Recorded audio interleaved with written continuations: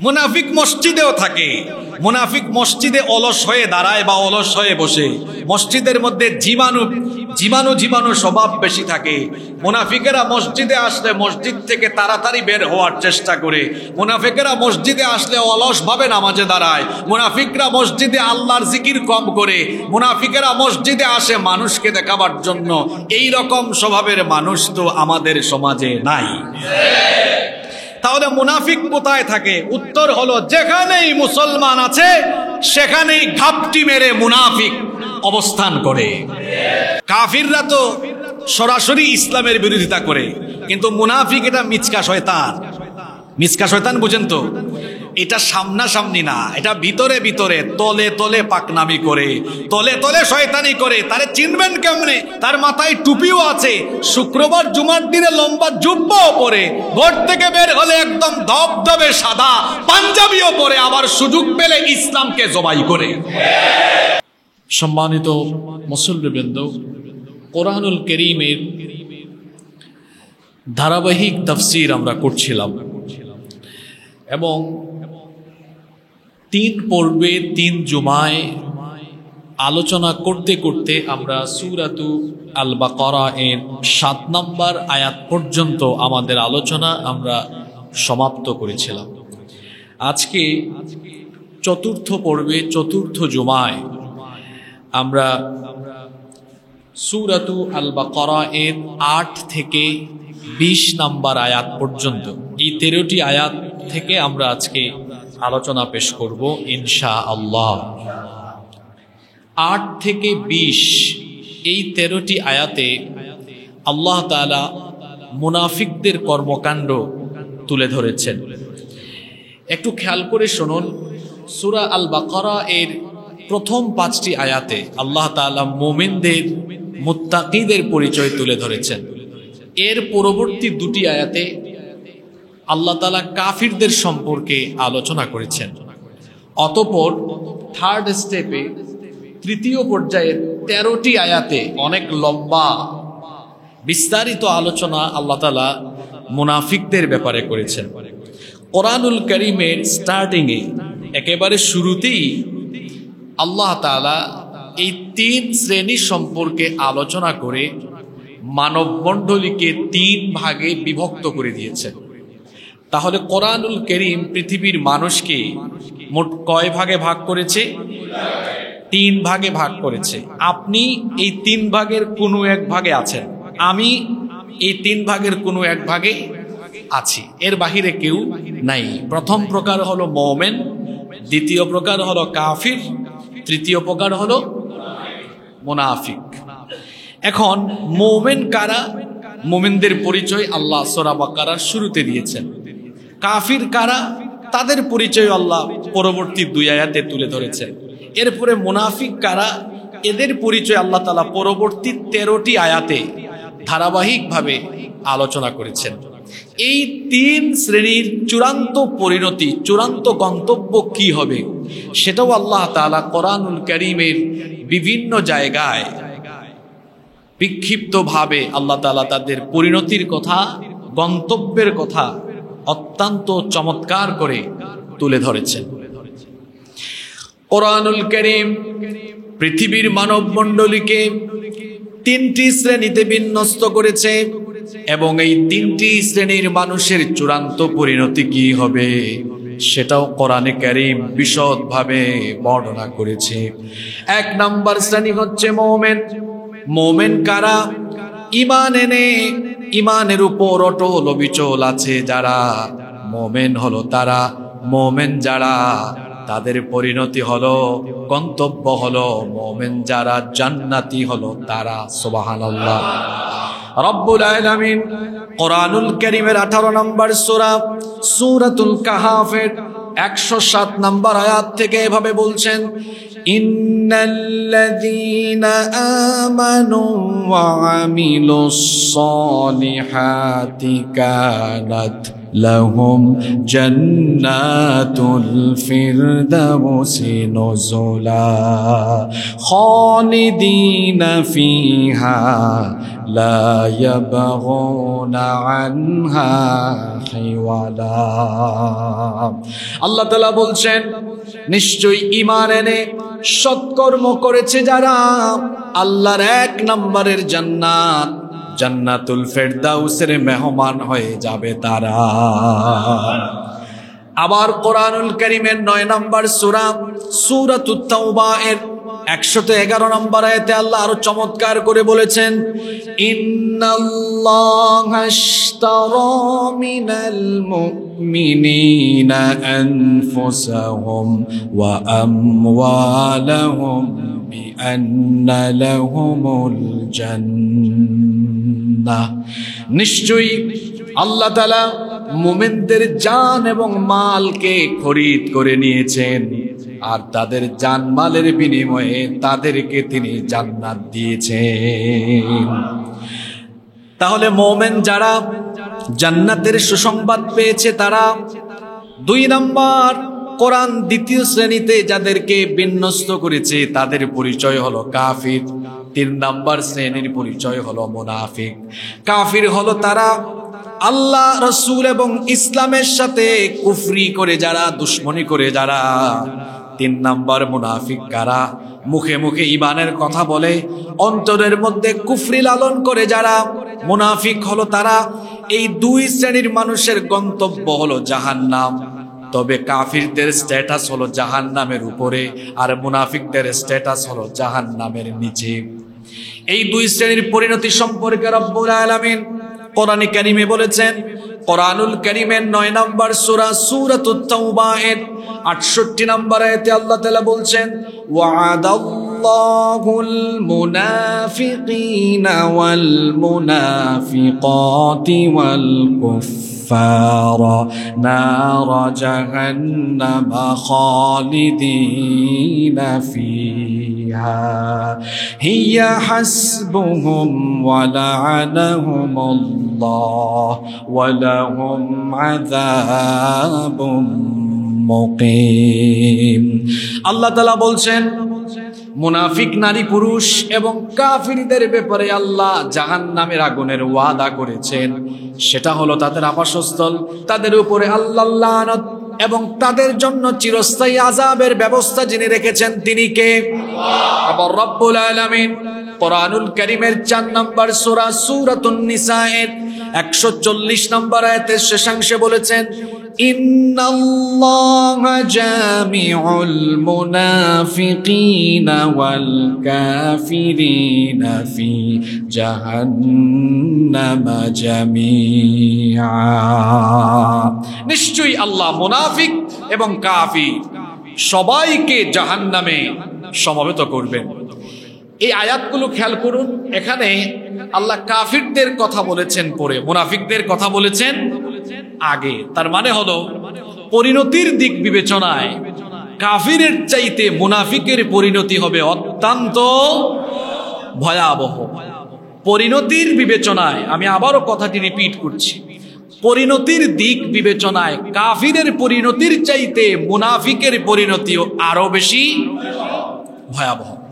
পৃথিবীর কুখ্যাত কাফির যারা, যেমন ফেরাউন, নমরুদ, আবু জাহাল, উতবা শাইবা, সাদ্দাত, হামান, কারুন সহ পৃথিবীর কুখ্যাত কাফিররা স্ট্যাটাসের দিক থেকে জাহান্নামের উপরে থাকবে।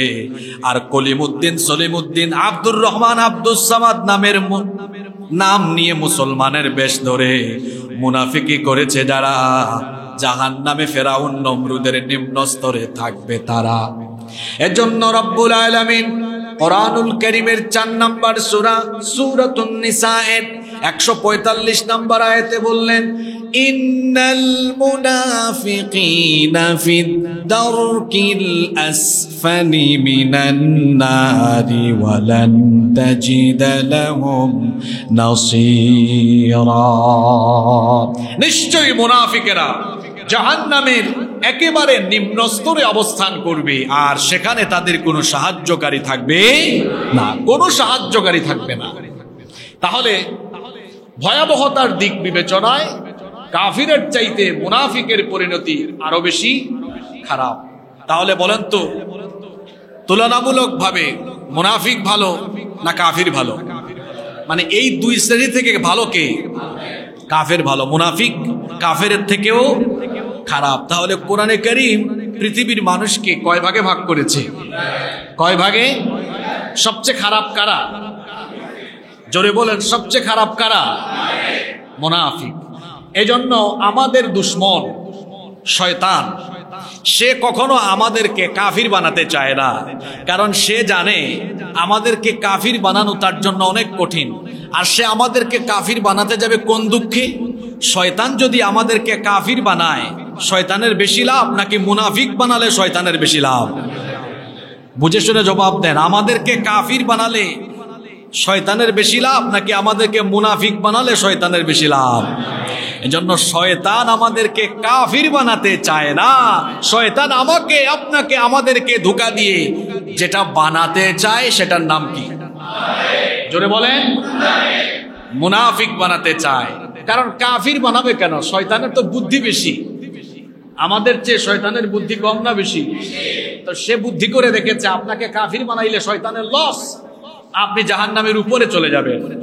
আর যদি আপনাকে কোন রকমে মুনাফিক বানাতে পারে তো শয়তানের লাভ আছে, আপনাকে একেবারে জাহান্নামের নিচে নিয়ে যেতে পারবে।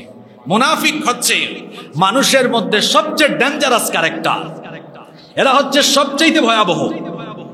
এবং মুনাফিকের কোনো আলাদা সাইনবোর্ড নাই, আলাদা কোনো ব্যানারও নাই। কোনো ব্যক্তির কপালে পিঠে সাইনবোর্ড থাকে না যে আমি মুনাফিক। মুনাফিক চেনাও বড় মুশকিল। কেউ যদি হিন্দু দেখতে চায় তো হিন্দু পাড়ায় বা হিন্দু প্রধান দেশে গেলে প্রচুর পরিমাণ হিন্দু সেখানে সে দেখতে পাবে। কেউ যদি বলে আমি অনেক বেশি হিন্দু দেখব, তা আমরা তাকে বলবো ভারতে যান। কেউ যদি বলে বেশি বেশি বৌদ্ধ দেখব, তা বলবো চীন অথবা মিয়ানমারে যেতে পারেন। কিন্তু এরপরে কেউ যদি বলে সে খ্রিস্টান দেখবে, আমেরিকায় যাক। কেউ যদি বলে আমি বৌদ্ধ দেখব, তাহলে সে মিয়ানমারে যাক। কেউ যদি বলে ইহুদি দেখব, ইসরায়েলে যাক। কিন্তু কেউ যদি বলে হুজুর আমি মুনাফিক দেখব, কোথায় যাব? তার কি আলাদা কোনো দেশ আছে? মুনাফিক কোথায় থাকে? মুনাফিক কোথায় থাকে? মসজিদে মনে হয় থাকে না? মসজিদে থাকে না? মুনাফিক মসজিদেও থাকে। মুনাফিক মসজিদে অলস হয়ে দাঁড়ায় বা অলস হয়ে বসে। মসজিদের মধ্যে জীবাণু স্বভাব বেশি থাকে। মুনাফিকেরা মসজিদে আসলে মসজিদ থেকে তাড়াতাড়ি বের হওয়ার চেষ্টা করে। মুনাফিকেরা মসজিদে আসলে অলস ভাবে নামাজে দাঁড়ায়। মুনাফিকরা মসজিদে আল্লাহর জিকির কম করে। মুনাফিকেরা মসজিদে আসে মানুষকে দেখাবার জন্য। এই রকম স্বভাবের মানুষ তো আমাদের সমাজে নাই। তাহলে মুনাফিক কোথায় থাকে? উত্তর হলো যেখানেই মুসলমান আছে সেখানেই ঘাপটি মেরে মুনাফিক অবস্থান করে। তাহলে মুনাফিক আমার আপনার আশেপাশেও থাকতে পারে কি পারে না? মুসল্লির ভিতরে থাকতে, মসজিদের কমিটির ভিতরে থাকতে।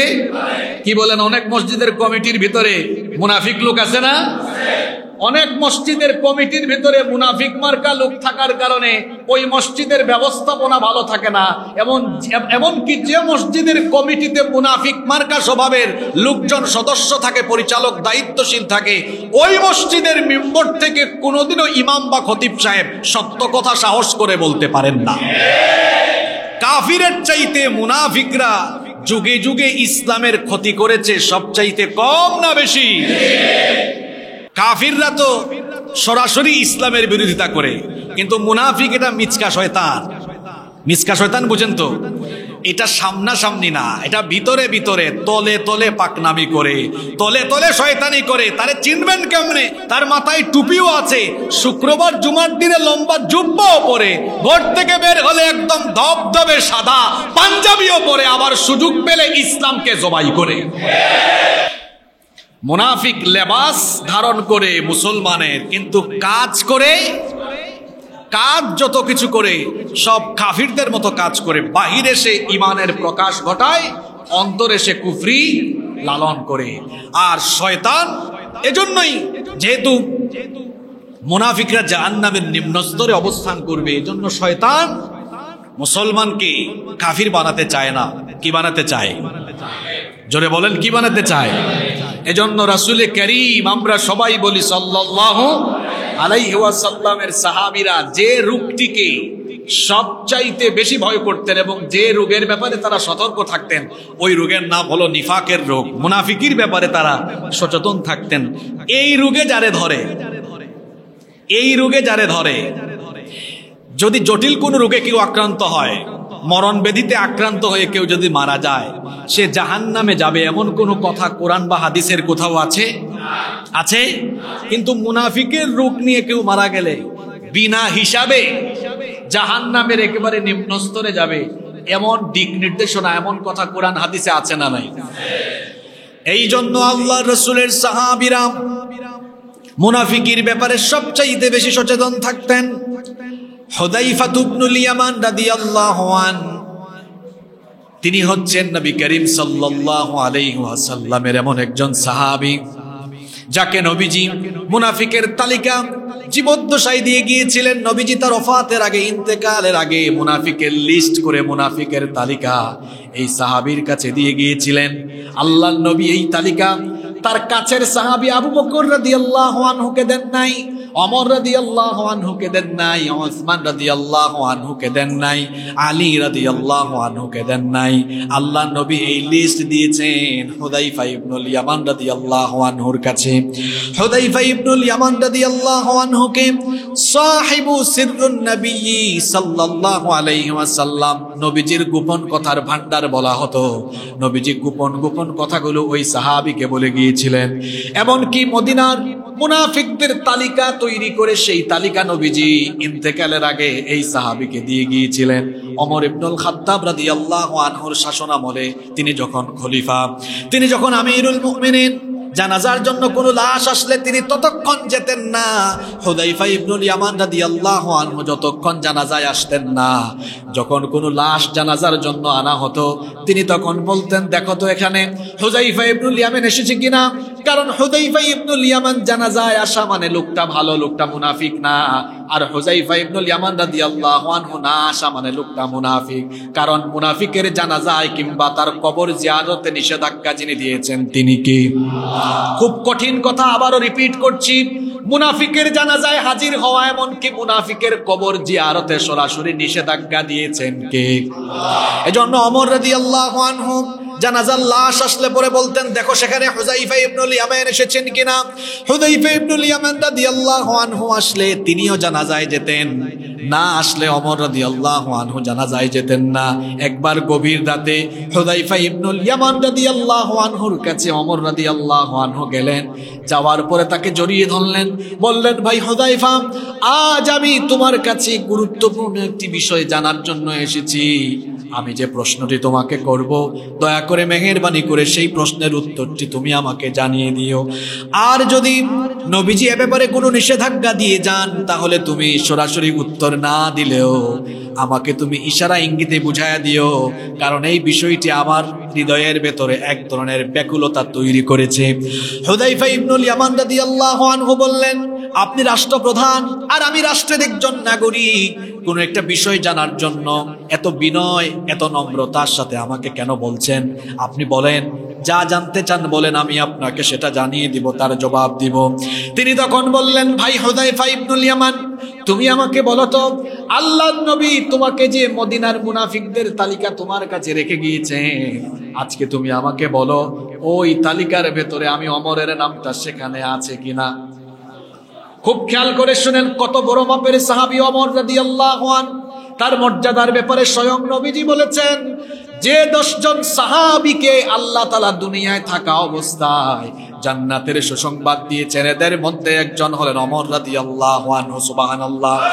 শুধু তাই নয়, ওমর রাদিয়াল্লাহু আনহুর মর্যাদার ব্যাপারে স্বয়ং নবীজি বলেছেন, লা নাবিয়্যা ওয়ালা রাসূলা মিন বাদি, আমার পরে দুনিয়ায় কোনো নবী আসবেন না, আমার পরে দুনিয়াতে কোনো রাসূলও আসবেন না।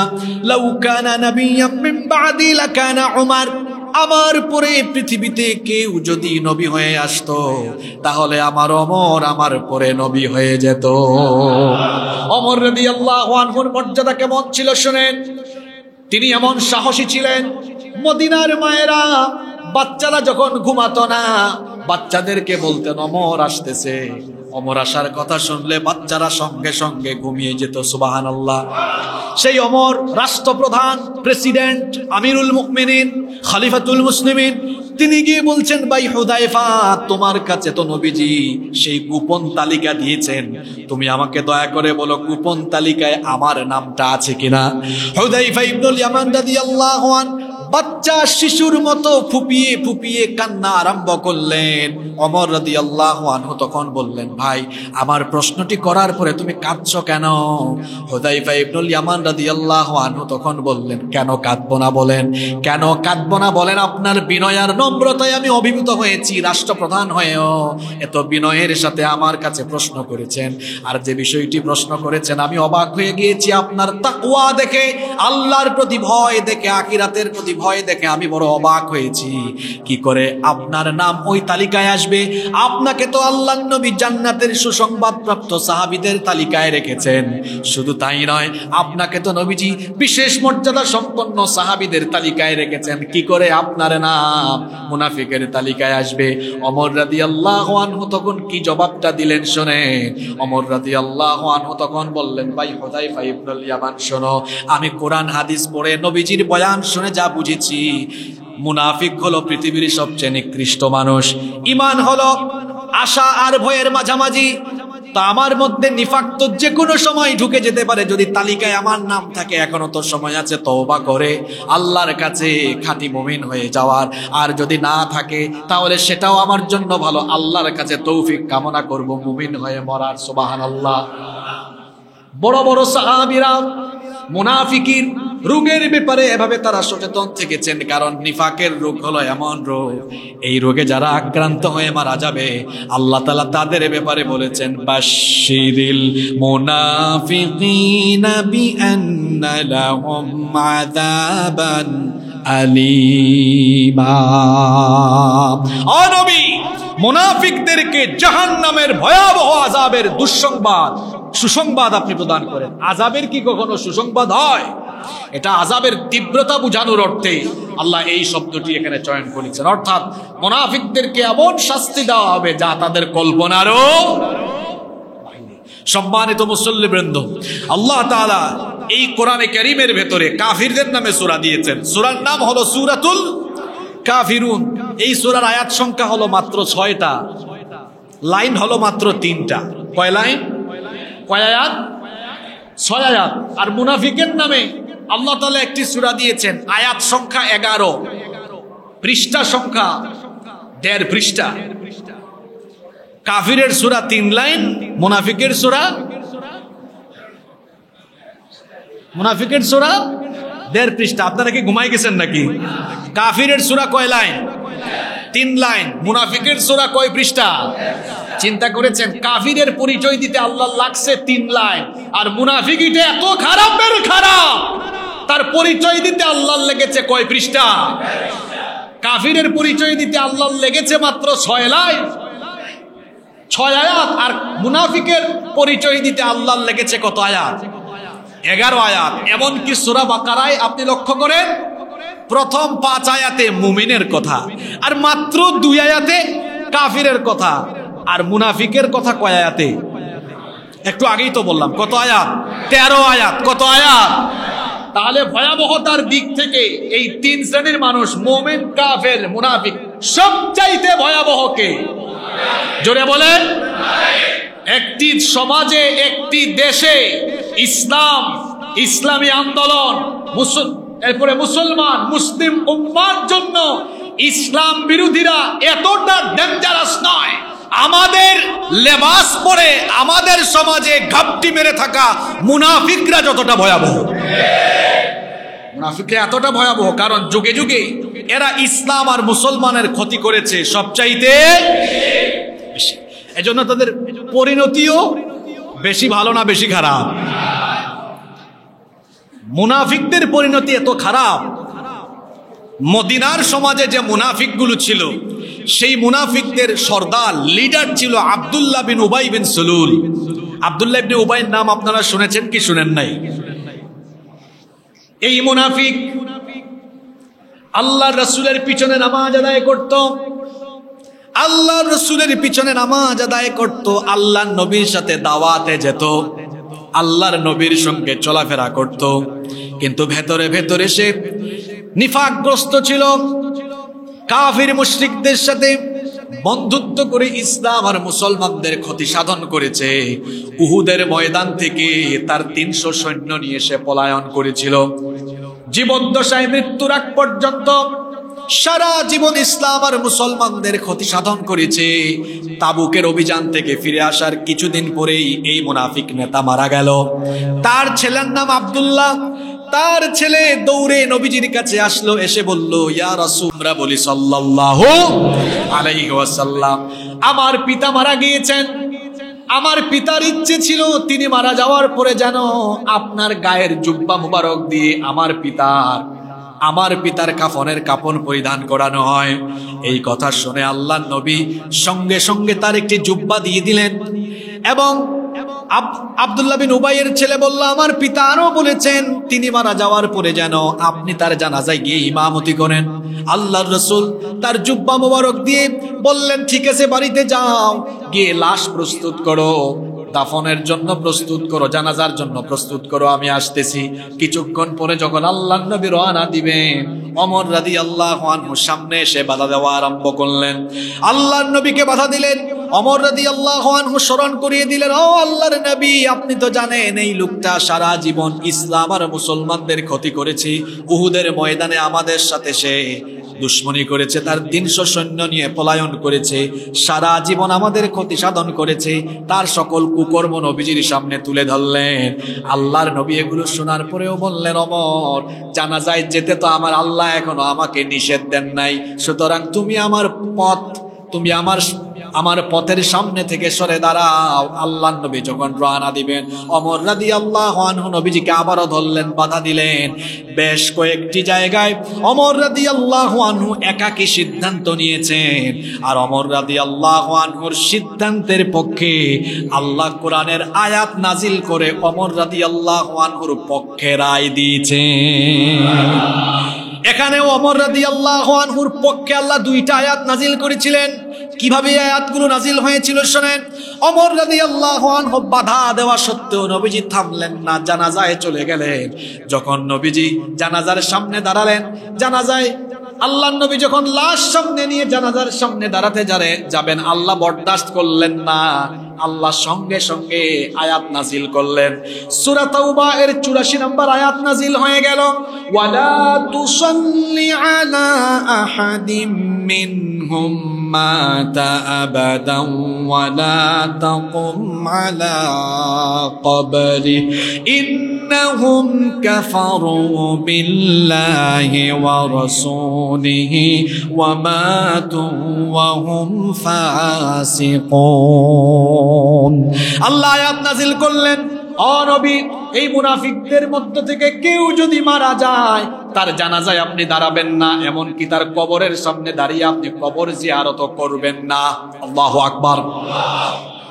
কোন নবী? ভালো করে শুনেন। যেই নবী কিবলা পরিবর্তনের জন্য হাত তুলে মোনাজাত করা লাগে না, মনে মনে চেয়েছেন, আল্লাহ মনের আশা পূরণ করে দিয়েছেন, সুবহানাল্লাহ। সেই নবী মুনাফিকের জানাজায় যখন হাজির, আল্লাহ তাআলা এই ক্ষেত্রে কঠোরতা অবলম্বন করলেন। আল্লাহ বললেন, না, একজন মুনাফিকের জানাজায় আপনি তার লাশ সামনে নিয়ে দাঁড়াতে পারেন না, এমনকি তার কবরের সামনেও দাঁড়াতে পারেন না। ও নবী, আজকে এই মুনাফিকের জন্য আপনি ক্ষমাও চাইতে পারেন না। তার জন্য যদি আপনি ক্ষমা চান, আল্লাহ আয়াত নাজিল করলেন, সূরা তাওবার ভেতরে আছে, ইস্তাগফির লাহুম আও লা তাস্তাগফির লাহুম ইন তাস্তাগফির লাহুম 70 মাররাতান ফালান ইয়াগফিরাল্লাহু লাহুম যালিকা বিআন إنهم كفروا بالله ورسوله والله لا يهدي القوم الفاسقين আল্লাহ তাআলা বললেন, ও নবী, এই মুনাফিকের জন্য একবার দুইবার না, আপনি যদি 70 বারও তার জন্য আমার কাছে ক্ষমা চান, আমি আল্লাহর ডিসিশন হলো এই ধরনের মুনাফিক আর কিয়ামত পর্যন্ত পৃথিবীতে আসা যত মুনাফিক, এদের জন্য ক্ষমা যতই চাওয়া হোক না কেন, আমি এদেরকে কখনোই ক্ষমা করব না। আল্লাহু আকবার। কোন নবী? আগেই বলেছি, যে নবী কিবলা পরিবর্তনের জন্য হাত তুলে বলা লাগে না, মনে মনে চাওয়া মাত্রই মনের চাওয়া পূরণ করে দিয়েছেন কি সেই একই নবীকে আল্লাহ বলছেন মুনাফিকের ব্যাপারে হাত তুলে লাভ নাই, চাইয়া লাভ নাই, কোন মুনাফিককে আমি ক্ষমা করব এই সিদ্ধান্ত কার? আর মাঝে মাঝে আমরা আপনাদের কথা কি বলবো, আমাদের মতো কিছু হুজুর পরিস্থিতির শিকার হয়ে মাঝে মাঝে খেজুর হয়, কিংবা মাঝে মাঝে জালিমের পদলেহন করে খেজুর হয়ে মাঝে মাঝে টাটকা মুনাফিকের জানাজা পড়াইয়া কবরে শোয়া জান্নাতে দিয়ে আসে, মনে হয় যেন জান্নাতের কন্ট্রাক্টরে নিয়েছে। কি বলেন, আছে তো? আপনি কার জানাজায় দাঁড়িয়েছেন? যদি আপনি জানেন কোন ব্যক্তি জীবদ্দশায় মুনাফিকি কর্মকাণ্ডে লিপ্ত ছিল, তার কবর জিয়ারত তো দূরের কথা, তার জানাজায় আপনি দাঁড়াতে পারবেন না। এই নিষেধাজ্ঞা কার? এজন্য কোন হকপন্থী আলেম কখনোই কোন মুনাফিকের জানাজা বা কবর জিয়ারতে শামিল হতে পারে। ব্যক্তিত্ববান আলেম হওয়া দরকার। সত্যকে সত্য বলুন, মিথ্যাকে মিথ্যা বলুন, ন্যায়কে ন্যায়, অন্যায়কে অন্যায়, সাদাকে সাদা, কালোকে কালো বলতে শিখুন। মুনাফিকরা হচ্ছে পৃথিবীর সবচাইতে ডেঞ্জারাস ক্যারেক্টার। আজকে যে আয়াতগুলো আসতেছে আলোচনায়, 13টা আয়াত, এগুলো কাদের সম্পর্কে? মুনাফিকদের সম্পর্কে।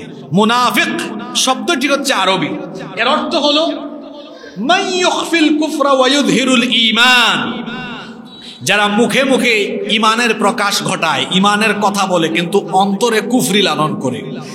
মুনাফিক হচ্ছে সেই ব্যক্তি মান ইউযহিরু খিলাফু মা ইউবতিন, তার বাহিরে একটা ভিতরে বলে একটা করে, যার ভিতর এক বাহিরে আরেক, তার নাম কি? বাহিরে ফিটফাট ভিতরে, এটার নাম কি? জোরে বলেন। এখন এই জাতির আবির্ভাব কিভাবে হলো? মুনাফিকদের গুড়াপত্তন কিভাবে হলো? মুনাফিকদের উত্থান কিভাবে হলো? এর একটা ইতিহাস আছে না নাই? আজকে আমি আপনাদেরকে এই 13টা আয়াতের আলোচনা শুরু করার আগে মুনাফিক জাতির উদ্ভব কিভাবে হলো, এদের স্টার্টিং কিভাবে হলো, এদের গুড়াপত্তনের ইতিহাস আপনাদের সামনে তুলে ধরছি। নবীজি মক্কায় ছিলেন কত বছর? কথা বলছেন না কেন আপনারা? হ্যাঁ, 13 বছর। কত বছর? এই 13 বছর কি কোনো মুনাফিক ছিল? জোরে বলেন। কোনো মুনাফিক ছিল? মুনাফিক পাওয়া গেল কোথায় আসার পরে? জোরে বলেন। শুনেন, মুনাফিকদের উত্থান, এদের গুড়াপত্তন কিভাবে হলো, কিভাবে মুনাফিকদের উত্থান হলো, মুনাফিকদের গুড়াপত্তনের ইতিহাস আপনাদেরকে শোনাচ্ছি। আল্লাহর নবী 13 বছর যখন মক্কায় ছিলেন, নির্মম নির্যাতন নিপীড়নের মধ্যে নবীজি এবং তার অনুসারীরা ছিলেন। সেখানে একজন মুনাফিকও ছিল না, কোনো ব্যক্তি এমন ছিল না যে ব্যক্তি মুখে মুখে ঈমানের কথা বলে অন্তরে অন্তরে কুফরি লালন করে, কিংবা মুখে মুখে ঈমানের কথা বলে ভেতরে ভেতরে ঈমানের বিরোধিতা করে। এই রকম কোনো মানুষ মক্কার ভেতরে ছিল না, বরং মক্কায় ছিল তার বিপরীত চিত্র। চলাফেরা করত কাফিরদের সাথে, কিন্তু ভেতরের মধ্যে ঈমান রাখত। মক্কায় ছিল এই পরিবেশ।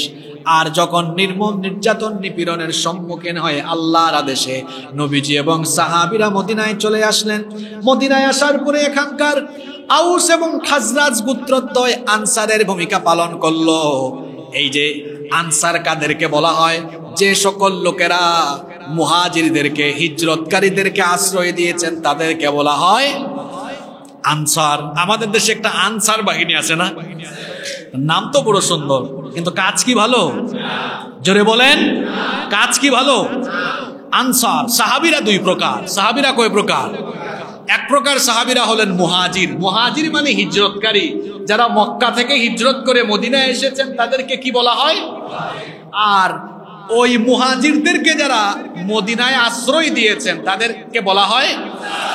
তাহলে বিশৃঙ্খলা করা এটা কি আনসারের স্বভাব নাকি সাহায্য করা আনসারের স্বভাব? জোরে বলেন। আমাদের দেশের আনসাররা কিছুদিন আগে করলো কি, বন্যায় যখন দেশ আক্রান্ত, সারা দেশের মানুষ যখন বন্যার্থদের সাহায্যে এগিয়ে এসেছে, আর রাষ্ট্র সংস্কারে যখন দেশের সব জনগণ ঐক্যবদ্ধ হয়ে কাজ করছে, আনসাররা তখন রাষ্ট্র সংস্কারে সাহায্য না করে, বন্যার্থদেরকে সাহায্য না করে, আনসাররা তখন ভিন্ন উদ্দেশ্যে মাঠে নেমেছে। আসলে বলেন তো, এদের নাম আনসার না সন্ত্রাস? এদের নাম আনসার না সন্ত্রাস? পরে এমন দৌড়ান খাইছে, এমন দৌড়ানো খাইছে। আপনারা দেখেছেন, সাংবাদিক জিজ্ঞেস করছে যে কি হয়েছে, কি হয়েছে, দৌড়ান কেন? কয় এখন কথা বলার টাইম নেই, আগে যান বাসায়। শুধু আনসাররা দৌড়ানো খাচ্ছে বিষয়টা এমন নয়। এই বাংলাদেশ 15 বছর স্বৈরাচারী দ্বারা নির্যাতিত নিপীড়িত ছিল। এখন ছাত্র জনতার বিপ্লবের পরে এই বাংলাদেশের মানুষ পরাধীনতার শৃঙ্খলকে ছিন্ন ভিন্ন করে দিয়ে মানুষ যে নতুন বাংলাদেশ গড়ার স্বপ্ন দেখছে, এই স্বপ্নকে ধূলিসাৎ করার জন্য শুধু আনসার নয়, যখনই যে কেউ বিভিন্ন চেহারায় আত্মপ্রকাশ ঘটবে, এভাবেই ছাত্র জনতার দৌড়ানো খেয়ে মামু বাড়ি দিল্লিতে যাওয়া লাগবে। এজন্য সাবধান হওয়া দরকার, সতর্ক হওয়া দরকার, এদেশের মানুষকে চেনা দরকার। এদেশের মানুষরা গুলিকেও ভয় না করে, গুলির সামনে দাঁড়িয়ে যেভাবে এক অভ্যুত্থান ঘটিয়ে যেভাবে তারা এক নতুন বাংলাদেশ বিনির্মাণের স্বপ্নে এগিয়ে যাচ্ছে, সেই দেশের এই সাহসী বীর জনতাকে কোনো কিছু দিয়েই এই দেশের মানুষকে নতুন বাংলাদেশ গড়ার যে পথে তারা আছে, সেই পথ থেকে তাদেরকে দূরে সরানো যাবে না ইনশাআল্লাহ। তো বলছিলাম, মুনাফিকদের গোড়াপত্তন কিভাবে হলো? মক্কায় কোনো মুনাফিক ছিল? মক্কা থেকে সাহাবীরা মদিনায় আসলেন। এখানের 2টা গোত্র ছিল, বড় 2টা গোত্র। নাম কি বলেছি? আউস এবং খাজরাজ। এই আউস এবং খাজরাজ, এই 2 গোত্রের মানুষ তখন মুহাজিরদেরকে আশ্রয় দিলেন। তারা হয়ে গেলেন, কি হলেন? জোরে বলেন, আনসার। আউস এবং খাজরাজ গোত্রের লোকেরা আনসার হয়ে গেলেন। এবং শুধু যে আনসার হলেন তা নয়, তারা এর পাশাপাশি কি করলেন? তারা ঈমান এনে তারা ঈমানের পথে এমন অগ্রণী ভূমিকা পালন করলেন যে দ্বীন বিজয়ে তারা অগ্রণী ভূমিকা পালন করেছেন। সুবহানাল্লাহ। আউস এবং খাজরাজ গোত্রের লোকেরা মূর্তি পূজা ত্যাগ করে মুসলমান হয়ে গেলেন। খাজরাজ গোত্রের একজন বিখ্যাত নেতা ছিল, তার নাম হচ্ছে আব্দুল্লাহ বিন উবাই বিন সালুল। শুনতেছেন তো আপনারা? সে কোন গোত্রের ছিল? খাজরাজ। কোন গোত্রের? সে খাজরাজ গোত্রের হলেও আউস এবং খাজরাজ 2 গোত্রের মানুষ তাকে যথেষ্ট সম্মান করত, রেসপেক্ট করত। এবং মদিনায় মুসলমানরা আসার আগে আউস এবং খাজরাজ গোত্রের মানুষরা প্রায় সিদ্ধান্ত নিয়ে ফেলেছিল আব্দুল্লাহ বিন উবাইকে তারা তাদের নেতা বানাবে। এমনকি আব্দুল্লাহ বিন উবাইয়ের জন্য তারা একটা মুকুটও বানিয়েছিল। এই মুকুট দিয়ে আব্দুল্লাহ বিন উবাইকে তারা তাদের বাদশা বা নেতা হিসাবে বরণ করে নেবে। আব্দুল্লাহ বিন উবাইও রেডি ছিল, প্রস্তুত, যে কিছুদিন পরেই আমি মদিনার লিডার, মদিনার নেতা হতে চলেছি। কিন্তু তার এই স্বপ্ন তখন ধূলিসাৎ হয়ে গেল যখন নবীজি মক্কা থেকে হিজরত করে মদিনায় চলে আসলেন। আউস এবং খাজরাজ গোত্রের লোকেরা তখন আব্দুল্লাহ বিন উবাইকে বাদ দিয়ে নবীজিকেই তারা মদিনার নেতা হিসাবে তারা গ্রহণ করে নিল। সুবহানাল্লাহ। আব্দুল্লাহ বিন উবাইয়ের মন ভালো না খারাপ? জোরে বলেন, মন ভালো না খারাপ? শুনেন, পৃথিবীতে সর্বপ্রথম মুনাফিকি আরম্ভ হয়েছে ক্ষমতার জন্য। ইতিহাসটা মনে রাখেন, সর্বপ্রথম মুনাফিকি আরম্ভ হয়েছে কিসের জন্য? ওই ইতিহাসটাই আপনাদেরকে শোনাচ্ছি। আব্দুল্লাহ ইবনে উবাই রেডি ছিল, প্রস্তুত ছিল। আমি যে ঘটনাটা বলছি, হয়তো বাংলাদেশেও কিছুদিন করে এমন ঘটনা ঘটতে পারে। যারা এতদিন ইসলামের পক্ষেই ছিল, কিন্তু ক্ষমতার জন্য তারা ইসলাম আর মুসলমানদের বিরুদ্ধে মুনাফিকি করতে দ্বিধাবোধ নাও করতে পারে। আর বুঝি না আমাদের এই আয়াতের আলোচনাগুলো কিভাবে কিভাবে যে মিলে যায়, মানে যেটা ঘটবে যেটা আসবে সেটা যেন আগাম আমাদের আলোচনায় চলে আসে। আলহামদুলিল্লাহ পড়ো। আব্দুল্লাহ বিন উবাই, তার মন খারাপ, সে নেতৃত্বের মুকুট পরিধান করার পর্যায়ে আসার পরেও নেতা হতে পারলো। এখন সে দেখলো আউস আর খাজরাজ গোত্রের যারা মুসলমান হয়ে গিয়েছেন, প্রায় সকলেই মুসলমান হয়ে গিয়েছেন, তাদেরকে ইসলাম থেকে বের হওয়ার বা ইসলাম ত্যাগ করতে তাদেরকে বাধ্য করা যাবে না, রাজিও করা যাবে। আব্দুল্লাহ বিন উবাই তখন চিন্তা করলো, আমি যদি এখন ইসলাম গ্রহণ না করি আমার উপরে বিপদ আসতে পারে। যাই হোক, আমার মনের এই ক্ষোভ, আমার মনে জমে থাকা সকল ক্ষোভ, এটা সময় মতো আমি মিটাবো।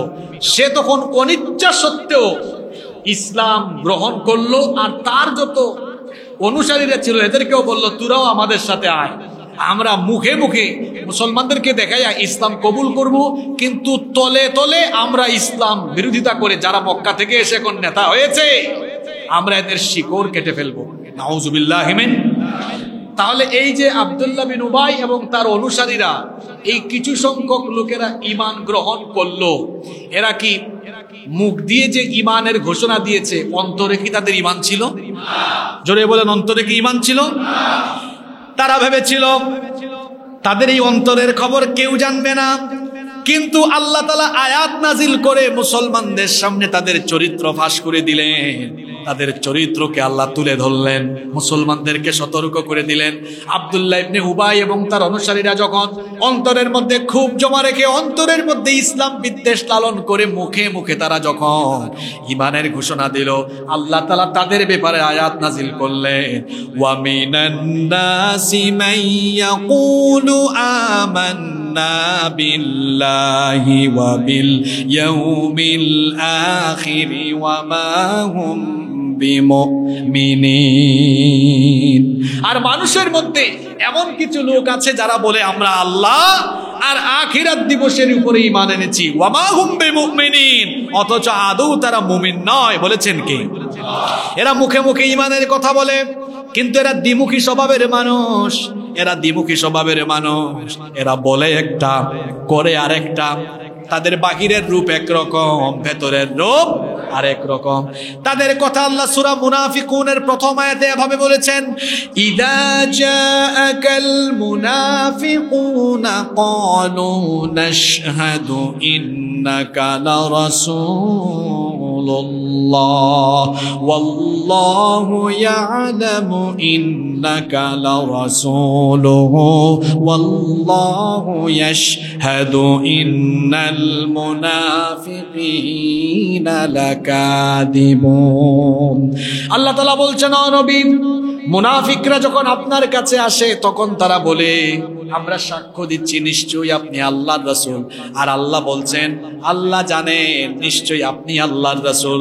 তারা সাক্ষ্য দিচ্ছে আপনি আল্লাহর রাসূল, আর আমি আল্লাহ সাক্ষ্য দিচ্ছি ইন্নাল মুনাফিকিনা লাকাযিবুন, নিশ্চয়ই মুনাফিকেরা যা বলে সেটা সত্য নয়, তারা মিথ্যাবাদী। তাহলে মুনাফিকের স্বভাব হলো সত্য বলা না মিথ্যা বলা? জোরে বলেন, সত্য বলা না মিথ্যা বলা? আমি যদি নিজেকে ইমানদার পরিচয় দিই, আমিও যদি মাঝে মাঝে অথবা দিনে 2-3টা মিথ্যা কথা বলি, তাহলে আমারও মুনাফিক হওয়ার সম্ভাবনা আছে না নাই? নবীজি বলেছেন মুনাফিকের কিছু স্বভাব আছে, ইদা হাদ্দাসা কাযাবা, যখন সে কথা বলে তখন সে মিথ্যা বলে। তাহলে কথায় কথায় মিথ্যা বলা এটা মুমিনের কোনো আলামত নয়, বরং কথায় কথায় মিথ্যা বলা এটা কার আলামত? মিথ্যা বলার স্বভাব তো আমাদের মধ্যে নাই। ফোন করেছে, দোস্ত তুই কোথায়? আছে 12 কোয়ার্টার, কয় আমি আছি আন্তরকিল্লা। এরকম মিথ্যা বলার স্বভাব আমাদের সমাজে আছে না নাই? মিথ্যা যে ব্যক্তি বলে সে ব্যক্তি শয়তানের বন্ধু হয়ে যায়। আর মিথ্যা যে ব্যক্তি বলে, আল্লাহর নবীর হাদিস আছে, নবীজি বলেছেন যখন কোনো ব্যক্তি মিথ্যা বলে তার মিথ্যা কথার দুর্গন্ধে রহমতের ফেরেশতা তার থেকে বহু দূরে চলে যায়। বলছিলাম মুনাফিকদের কথা, তারা মুখে মুখে ঈমানের কথা বলেছে কিন্তু অন্তরে ঈমান অন্তরে ঈমান নাই। এজন্য আল্লাহ তাআলা বলেছেন ওয়া মিনান নাসি মান ইয়াকুলু আমান্না বিল্লাহি ওয়া বিল ইয়াউমিল আখির ওয়া মা হুম বিমুমিনিন। মানুষের মধ্যে এমন কিছু লোক আছে যারা বলে আমরা আল্লাহ আর আখিরাতের উপর ঈমান এনেছি, এটা তাদের মুখের কথা, অন্তরে আসলে ঈমান। এই কথা বলে তারা আল্লাহকে ধোঁকা দিয়েছে, তারা আল্লাহকে ধোঁকা দিয়েছে, আবার মুমিনদেরকেও ধোঁকা দিয়েছে। মুমিনদেরকে দেখায় দেখো আমরা তোমাদের দলের লোক। এমন মানুষ আমাদের সমাজে আছে না নাই? ইমানদারদের সাথে থেকে বুঝায় আমরা আসলে তোমাদের দলের লোক, কিন্তু আবার দেখা যায় ইমানদারদের থেকে দূরে সরে গেলে ইমান বিরোধীদের সাথেও তাদের একটা ভালো সম্পর্ক থাকে। এমন মানুষ আছে না নাই? আল্লাহ তাআলা পরের আয়াতে বলছেন এরা আল্লাহকেও ধোঁকা দেয়, ইমানদারদেরকেও ধোঁকা দেয়।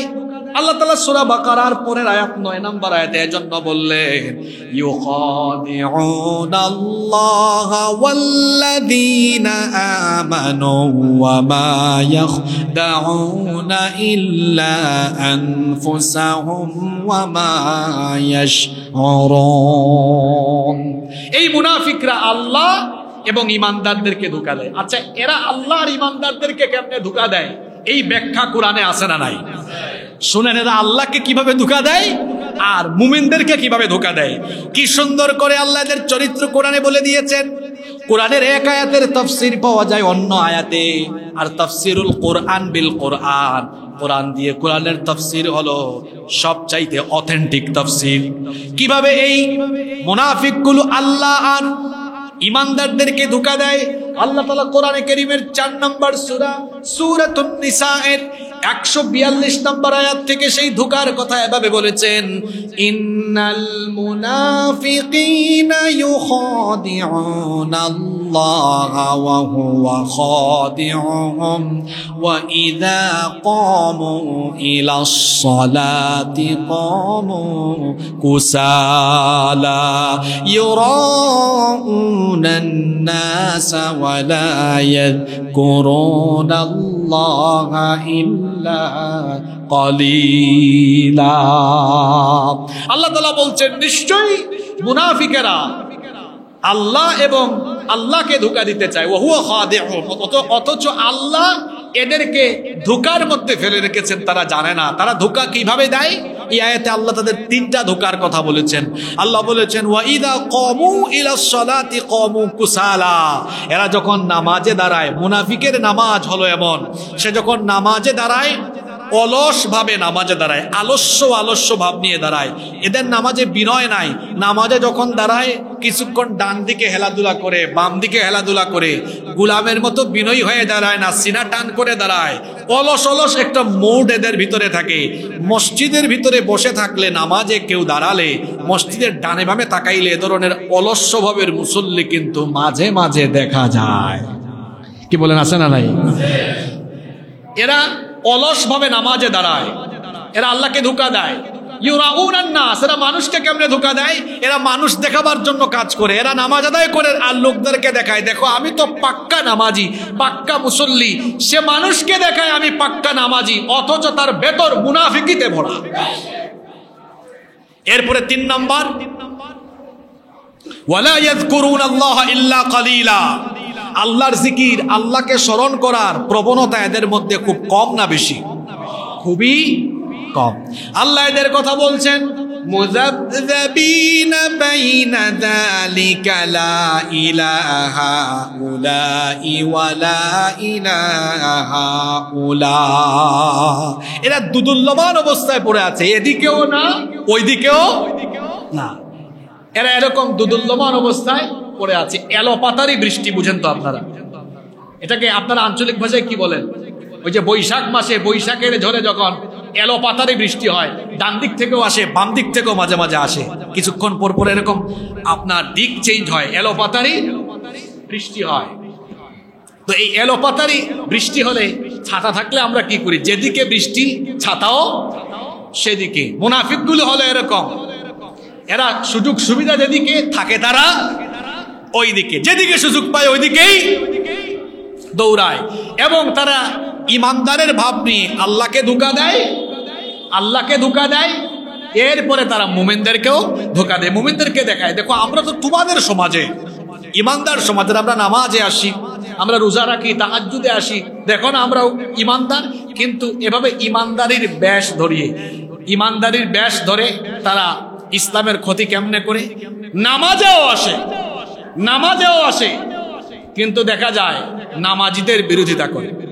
দেখেন নাই গত 15 বছর নামাজে আসে, আবার দেখা যায় না নিজে বলে ফজরের নামাজ দিয়ে দিন শুরু করে। কেউ আছে 70 রাকাত তাহাজ্জুদ পড়ুয়া, আবার তারাই এমন নামাজি পাইলেই বিভিন্ন ট্যাগ লাগিয়ে ধরে ধরে জেলখানা ভরপুর করে দিয়েছে। এই হলো স্বভাব। নিজেরা নামাজির বেশ ধরে ঠিক, কিন্তু নামাজি পিটায়, নামাজিদের দাড়ি ধরে ধরে টানে। এরকম চিত্র আপনারা দেখেছেন কি দেখেন নাই? আল্লাহ তাআলা বলছেন তারা আল্লাহকে ধোঁকা দিচ্ছে, তারা মুমিনদেরকে ধোঁকা দিচ্ছে। ওয়ামা ইয়াখদাউনা ইল্লা আনফুসাহুম, এরা জানে না যে এরা নিজেরাই নিজেদেরকে ধোঁকাগ্রস্ত করছে। ওয়ামা ইয়াশউরুন, অথচ তারা সেটা উপলব্ধি করতে পারছে।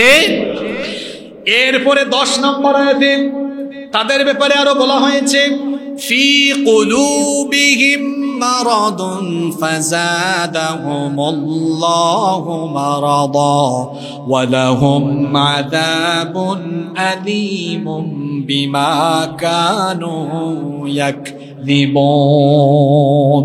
ফি কুলুবিহিম মারাদ, আল্লাহ বলছেন এদের অন্তরে রোগ আছে, ব্যাধি আছে, পীড়া আছে, সংশয় আছে। মুফাসসিরিনে কেরাম বলছেন এই মারাদ, এই অসুস্থতা, এই রোগের নাম হলো মুনাফিকের রোগ। এদের অন্তরে কিসের রোগ আছে? কাদের? এই স্বভাব যারা মুখে ঈমানের কথা বলে আর অন্তরে কুফরি লালন করে, যারা এরকম বেশ ধরে আল্লাহ ঈমানদারদেরকে ধোঁকা দেয়। আল্লাহ বলছেন এদের অন্তরে যে রোগ বাসা বেঁধেছে, এই রোগের নাম কিসের রোগ? আল্লাহ এরপরে বলছেন ফাযাদাহুমুল্লাহু মারাদা, আল্লাহ এদের রোগকে আরো বাড়িয়ে দিয়েছেন। আল্লাহ রোগকে কি করে দিয়েছেন? কিভাবে আল্লাহ এদের রোগকে বাড়িয়ে দিয়েছেন? আল্লাহ তাআলা মুনাফিকদেরকে তাদের মুনাফিকির কারণে সাথে সাথে শাস্তি দেন না। আল্লাহ একটু সময় দেন, সুযোগ দেন, অবকাশ দেন। এই সময় সুযোগ পেয়ে মুনাফিকরা ভাবে আমরা তো আমাদের লক্ষ্যে মনে হয় এগিয়ে যাচ্ছি, এজন্য তারা আরো মুনাফিকি বাড়িয়ে দেয়। মুনাফিকি বাড়াতে বাড়াতে যখন তারা সীমা ছাড়িয়ে যায়, তখন আল্লাহ তাদেরকে ধরেন। যেমন আল্লাহ তাআলা সূরা তাওবার 125 নম্বর আয়াতে সুন্দর করে বলেছেন, ওয়া আম্মাল্লাযীনা ফী কুলুবিহিম মারাদুন ফাযাদাতহুম রিজসান ইলা রিজসিহিম ওয়া মাতু ওয়া হুম কাফিরুন। আল্লাহ তাআলা বলছেন অতএব যাদের অন্তরে ব্যাধি রয়েছে, আল্লাহ তাদের অপবিত্রতার সাথে অপবিত্রতাকে আরো বৃদ্ধি করে দেন। আর এইরকম নিফাকগ্রস্ত হতে হতে হতে হতে এই অবস্থায় তারা মৃত্যুবরণ করে। আর নিফাকগ্রস্ত অবস্থায় মুনাফিকের রোগ নিয়ে তারা যখন মারা যায়, তাদের এই অবস্থার কারণে ওয়ালাহুম আযাবুন আলীমুম বিমা কানু ইয়াকযিবুন, তাদের এই ঈমানদারের মিথ্যা বেশভূষার কারণে তাদেরকে কঠিন আযাবের সম্মুখীন যিনি করবেন তিনি কে? দুনিয়াতে থাকা অবস্থায় এই সকল মুনাফিকদের নাম মুসলমানদের নামের সাথে ছিল, মুসলমানদের সমাজে বসবাস ছিল। কিন্তু আখিরাতে পুলসিরাতের উপর মুসলমানদের থেকে তাদেরকে পৃথক করে দেওয়া হবে। এখন তারা মুসলমানদের সমাজে ঘাপটি মেরে আছে, কিন্তু আল্লাহ বলছেন আখিরাতে হাসরের ময়দানে আমি তাদেরকে মুসলমানদের থেকে আলাদা করে দিব। দুনিয়াতে যেভাবে মুনাফিকরা ঈমানদারদের সাথে চলে, নিজেদেরকে ঈমানদার পরিচয় দেয়, ঠিক তেমনি হাসরের ময়দানেও, হাসরের মাঠেও মুনাফিকরা ঈমানদারদের দলে যেতে চাইবে। ঈমানদারদের দলে তারা যখনই যেতে চাইবে, তখনই তারা তাদেরকে পৃথক করে দিবেন কে? হাসরের ময়দানে যখন সব মানুষকে হাজির করা হবে, হাসরের ময়দানে যখন সব মানুষগুলো একত্রিত হবে, ঈমানদারদের ডানে বামে সামনে পিছনে আল্লাহ তাআলা নূর দান করে দিবেন, সুবহানাল্লাহ। কিন্তু কাফির এবং মুনাফিকদের চতুর্পাশ অন্ধকার হয়ে যাবে। কাফিরদের পাশে মুনাফিকরা থাকবে, তাদের চারপাশটা অন্ধকার।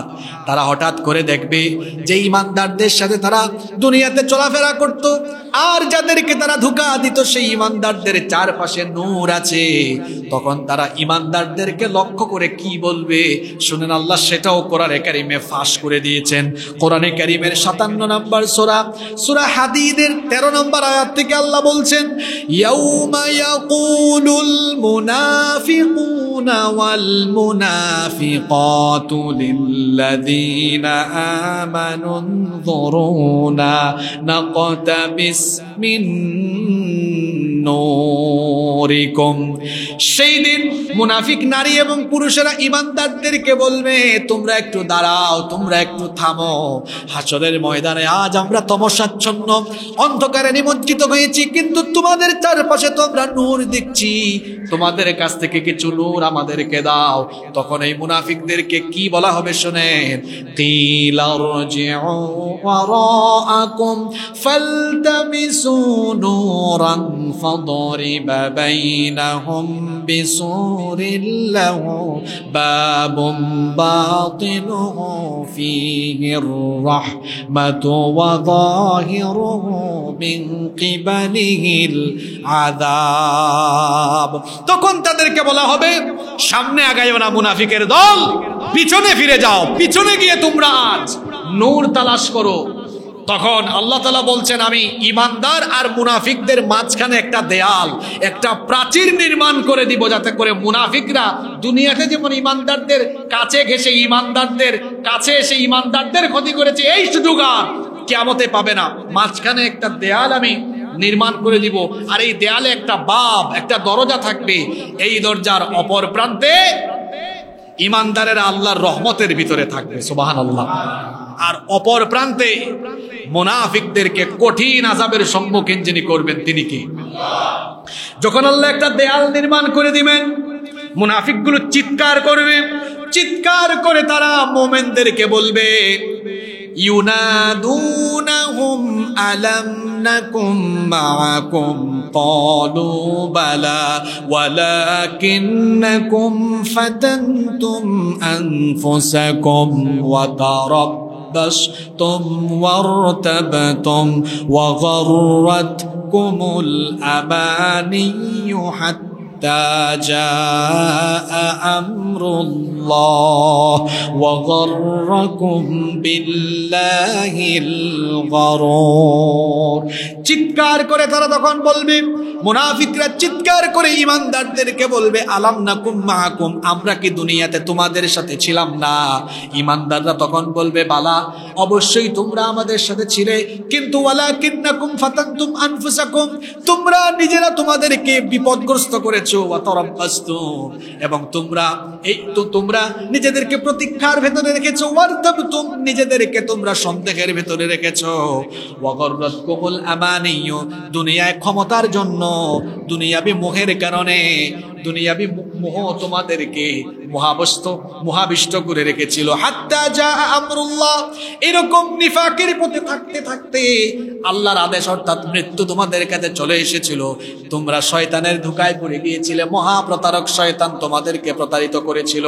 সুতরাং আজ তোমরা আর আমাদের সাথে থাকার কোনো সুযোগ পাবে না, আমাদের সাথে থাকার কোনো সুযোগও পাবে না। এভাবে করে মুনাফিকদেরকে হাসরের ময়দানে যিনি বেইজ্জত করবেন তিনি কে? আল্লাহ এই কথাই বলছেন, ইউখাদিউনা আল্লাহ ওয়াল্লাযীনা আমানু ওয়া মা ইয়াখদাউনা ইল্লা আনফুসাহুম ওয়া মা ইয়াশউরুন। এরা আল্লাহর ইমানদারদেরকে ধোঁকা দিতে চায়, অথচ তারা নিজেরাই ধোঁকার ভেতরে পড়বে। এমন ধোঁকার ভেতরে তারা পড়বে যে তাদের অন্তরে এই বেদি থাকার কারণে হাসরের মাঠে এমন অবস্থা হবে, ওয়ালাহুম আযাবুন আলীমুম বিমা কানু ইয়াকযিবুন, তাদের এই মিথ্যাচারের কারণে কঠিন শাস্তি তাদেরকে যিনি দিবেন তিনি কে?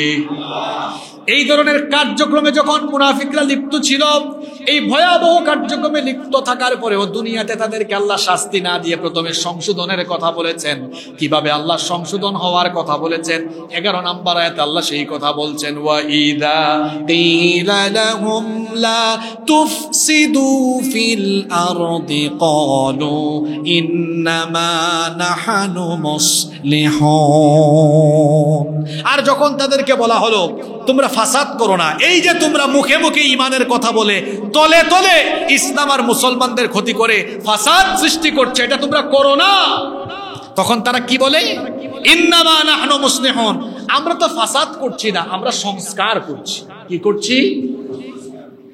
আল্লাহ বলছেন আলা ইন্নাহুম হুমুল মুফসিদুনা ওয়ালাকিন লা ইয়াশউরুন, সাবধান, এরাই হলো ফাসাদ সৃষ্টিকারী, অথচ তারা সেটা উপলব্ধি করতে পারছে। এই লোকগুলোকে যখন বলা হয়, পরের আয়াতে আল্লাহ বলছেন ওয়া ইদা কিলা লাহুম আমিনু কামা আমানান নাসু ক্বালু আনুমিনু কামা আমানাস সুফাহা। আর যখন তাদেরকে বলা হয় তোমরা তাদের মতো ঈমান আনো, অর্থাৎ সাহাবীরা যেভাবে ঈমান এনেছে কারো সাথে আপোষ করে না, তারা তলে তলে কারো সাথে আপোষ করে না, কাফিরদের নির্যাতন নিপীড়ন সহ্য করে কাফিরদের সাথে আপোষ করে না, সন্ধি প্রস্তাব দেয় না, সেই সকল সাহাবীদের মতো তোমরা মুহাজিরদের মতো ঈমান আনো। মুহাজিররা 13 বছর মক্কায় মার খেয়েছে, 13 বছর কখনো তারা কাফিরদের সাথে আতাত করে নাই, কাফিরদের সাথে সন্ধি করে নাই। আল্লাহ তাআলা মদিনার মুনাফিকদেরকে বললেন এদের মতো ঈমান আনো, এদের মতো তোমরা ঈমান আনয়নকারী হও। তখন তারা বলল ক্বালু আনুমিনু কামা আমানাস সুফাহা, আমরা কি নির্বুধ লোকদের মতো ঈমান আনবো? তারা বলল যে সত্যিকারের ঈমানদার মুহাজিরদের মধ্যে যারা ছিলেন বলল এরা নির্বোধ। আল্লাহ বলছেন আলা ইন্নাহুম হুমুস সুফাহা, প্রকৃত অর্থে তুরাই নির্বোধ, ওয়ালাকিন লা ইয়ালামুন, কিন্তু তোরা সেটা বুঝতে পারিস না। যারা যারা নিজেদের স্বার্থে, দুনিয়াবি স্বার্থে ইসলাম আর মুসলমানদের দুশ্মনদের সাথে সন্ধি করে আর ইসলাম আর মুসলমানদের দুঃসময়ে মুসলমানদের থেকে দূরে সরে যায়, তারা নিজেদেরকে অনেক চালাক ভাবে, মনে করে আমরা বড় হিকমতওয়ালা। আর আল্লাহ বলছেন তোরা চালাক নও, তোমরা হিকমতওয়ালা নও, তোমরা হচ্ছে সবচেয়ে বড় নির্বোধ, সবচেয়ে বড় বোকা। কথাটা বলেছেন কি? কথাটা বলেছেন কি? মাঝে মাঝে এমন পরিবেশ আমাদের সমাজে ঘটে, সামনেও ঘটতে পারে।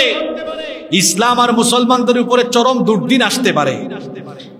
ভাবিয়েন না যে এখন সুদিন পেয়েছেন, সামনের দুর্দিন আসবে না। আজকে বড় কঠিন কথা খুতবার শেষ মুহূর্তে আমি বলি, বড় কঠিন কথা বলি। আমরা বনি ইসরাইলের ইতিহাস জানি। বনি ইসরাইলকে আল্লাহ ফেরাউনের হাত থেকে নাজাত দিয়েছিলেন, ফেরাউনকে আল্লাহ ডুবিয়ে মেরেছিলেন। ফেরাউনের হাত থেকে আল্লাহ মুসা নবী তার অনুসারীদেরকে নাজাত দিলেন। ফেরাউন নাই, এখন তো তারা স্বাধীন। এখন তারা কি? স্বাধীন। এই স্বাধীনতা পাওয়ার পরেও তাদের খাসলত পরিবর্তন না হওয়ায় 40 বছর তারা একটি ময়দানের ভেতরে বন্দী অবস্থায় ছিল, ক্ষমতাও পায় নাই, স্বাধীনভাবে চলাফেরাও করতে। অপরাধটা কি? স্বভাবের পরিবর্তন না।